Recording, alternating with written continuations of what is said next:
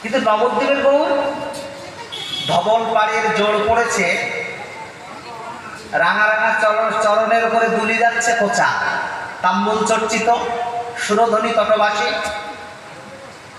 গৌর হেমদণ্ড বাহু উত্তোলন করে সোনার গৌর নেচে যাচ্ছেন। নবদ্বীপে গৌর শান্ত দশা। আগেই বলেছে 48 বছরের লীলা, 24 বছরের প্রভু সন্ন্যাস।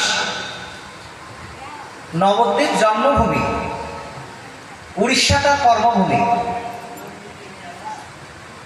বাকি 24 বছর উড়িষ্যাতে তিনি সন্ন্যাসের পরে। নবদ্বীপ তার আবির্ভাবের স্থলী, কিন্তু তার লীলাভূমি, তার কর্মভূমি নীলাচল। গৌরের লীলাটা নীলাচল। ওখানে রামদাস বাবাজি মহারাজ বলছেন, দুই ব্রহ্মের মিলন হলো, সচল জগন্নাথ আর অচল জগন্নাথ।